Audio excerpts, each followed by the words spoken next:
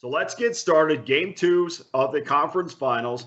Crazy game ones, especially in the latter game that we'll talk about. But game number one, the Rangers at the Carolina Hurricanes. Game will start 8 o'clock Eastern time, 5 o'clock Pacific is puck drop. Game one went to Carolina on an Ian Cole goal in overtime. That gave the Hurricanes a 1-0 lead. Rangers were 2:23 away from doing something that the Boston Bruins could not do, and that is win a home game win a road game in Raleigh. Let's see if Game 5, the home winning streak, let's see if that remains intact for the Carolina Hurricane. Let's take a look at the number. The Hurricanes are a big favorite, minus $1.75. Total 5.5 under, minus 15. Neither has moved very much, but we have seen the larger percentage of the money coming in on the under. So if you're looking to bet the over, maybe wait a little bit, and then you can get some even money on the over. But so far, not enough money to push it in either direction. But certainly that's what the public is thinking early on. Goaltenders tonight, Shesterkin against Ranta. And for the first time on home ice this postseason, the Hurricanes were on the verge of dropping a game. And this is an arena that clearly is a little bit different dynamic, which is strange because Bruins fans really travel well. But when the Rangers scored, you could definitely hear a cheer in the stands. So that might have doused the dynamics of the home ice advantage that the Carolina Hurricanes seem to have against the Boston Bruins.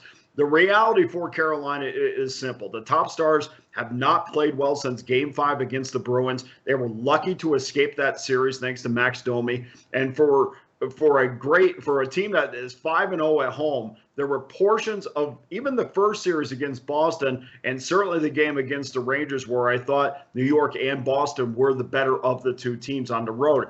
Of course, in net, Antti Ranta has been a pleasant surprise, but certainly isn't the better of the two goaltenders. I'm still more than willing to take a shot with Igor Shesterkin, who was always talked about as being a Vezina Trophy finalist. And, certainly has carried the Rangers probably more than they really wanted him to this year. But that's the way that they have done things. And you talk about, goaltenders that could potentially win the Hart. Well, Shesterkin is definitely one of those guys, and that's why he's up for that award. Sebastian Aho stepped up to help the Hurricanes grab the series lead, but the play from the top players like Andrei Svechnikov, a guy that is mostly known for that hit on Hampus Lindholm in the Bruins series, really has been quiet ever since.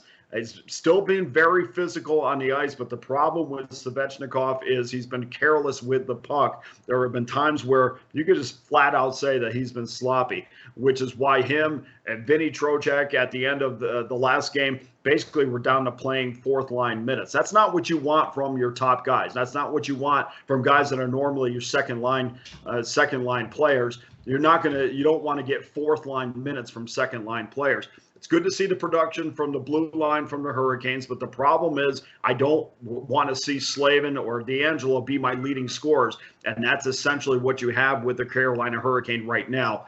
Those are the top scorers for the Hurricanes in the postseason. That is not the way to be successful. To be fair, though, the Rangers are kind of in the same boat. The Hedl line, obviously they need more offense out of their top guys, where their depth lines have really produced a lot better than their top lines. But if the Hurricanes continue to give the Rangers more space, and we saw this, and I made the point yesterday in my radio show, the space that the Carolina Hurricane gave the Rangers was so much more than they gave Boston. And that came down to intensity level for me. Boston had zero room on the ice. The Rangers had a lot of room. Go back and watch that game. If that happens again tonight, I expect the Rangers to exploit that a lot more than they did in Game 1. Let's go to tonight's official selection on this game. The Rangers have lost 4 of 5 against the Hurricanes, but historically have really had the Hurricanes' number. New York is 23-8 the game after their opponent scored 2 goals or less, and are 7-3 the game after allowing 2 goals or less themselves. For me, the plus money is way too good to pass up. I'm taking the Rangers plus $1.55, but wait, there's more. There's a second selection on this game. We're going to give you 3. Two of them are coming in this game. The Rangers plus 155. We're also going over 5.5 minus $1.05. The reason for that is both team superstars are now getting called out into the public. I talked to a beat writer for the Raleigh Observer yesterday, and he was talking about the same thing, how the top guys are starting to feel a little bit of pressure. And I think that both teams' top six are really going to come to play tonight, and I think they're going to find a scoreboard on numerous occasions. I think it's going to be a high-scoring affair, but I like the Rangers, and we'll take that 155.